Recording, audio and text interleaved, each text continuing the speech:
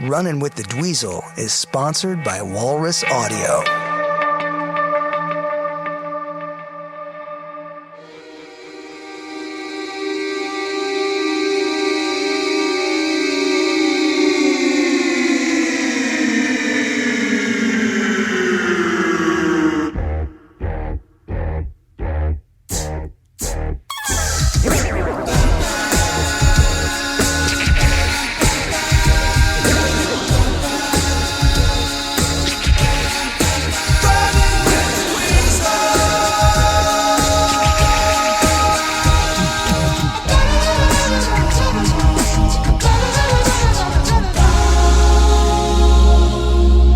Hello everyone, I'm Dweezil Zappa, and today my guest is Satchel from Panther. Welcome, Satchel.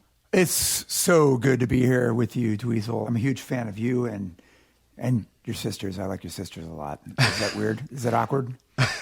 A touch. It's a little weird. Okay, well, I'm sorry I mentioned it then. Yeah, well...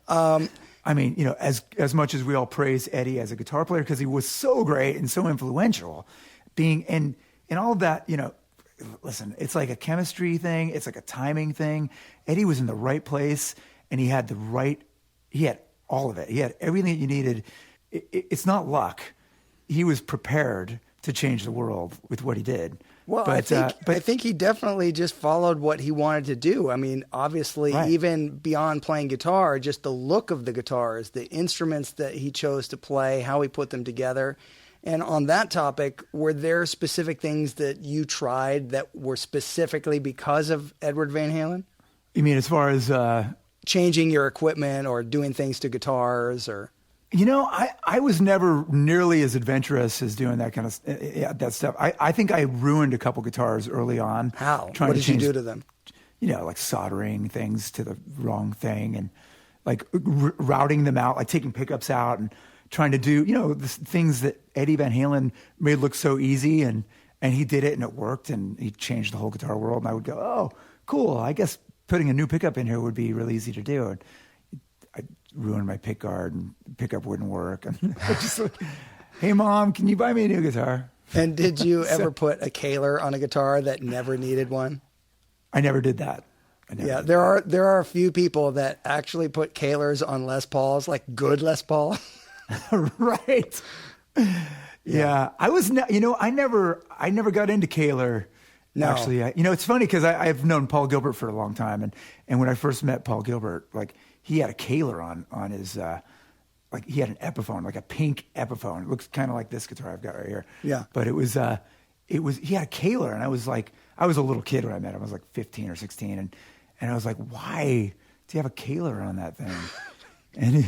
And he was like, it's awesome. And he was like yanking the harmonics up on his guitar. And I was like, no, dude, you got to use a Floyd. And, I was like a lot of kids, like when I saw Eddie, or I think maybe it was the Kramer ad with the white Kramer. And I saw him standing there. And he's got a Floyd. Like Eddie's got a Floyd. To me, like there's never been anything but like a Floyd Rose. That's all I wanted to use. Now, have you since that time... Because there's a big backlash on anything 80s and Floyd's with guitars. And the early records, like Van Halen 1 in particular, Ed did not have a locking tremolo system, and he did all that stuff, and his guitar miraculously stayed in tune. I don't know how, because he was beating the hell out of it, and he had 3 springs in there. You know, the tension on it probably wasn't that nice, because he always wanted the bridge to stay as stuck to the guitar as possible for tuning stability. So he's doing a lot of vibrato bar dives, but you would have had to use force to make that happen.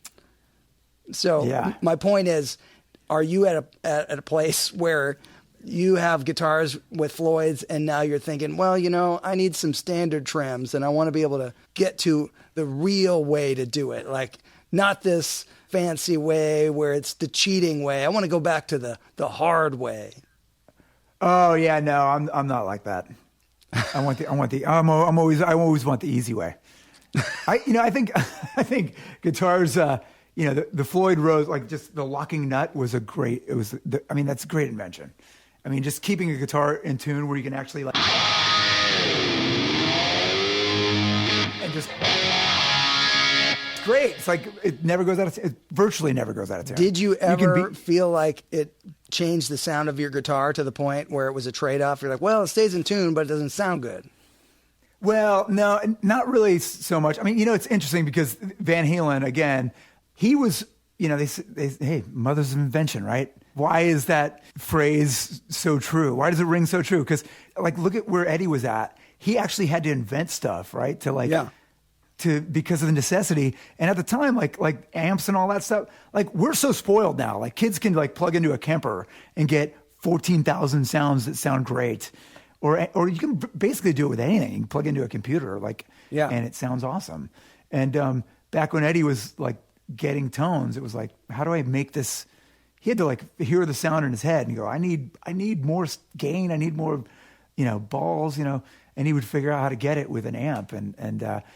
And for me, I was, we were both growing up during that time where it's like, how do I make this combo with one 12-inch speaker that's solid state sound good? Well, you can't. You had to find other ways to do it. Because, we also knew that he wasn't using pedals to get his distortion sound.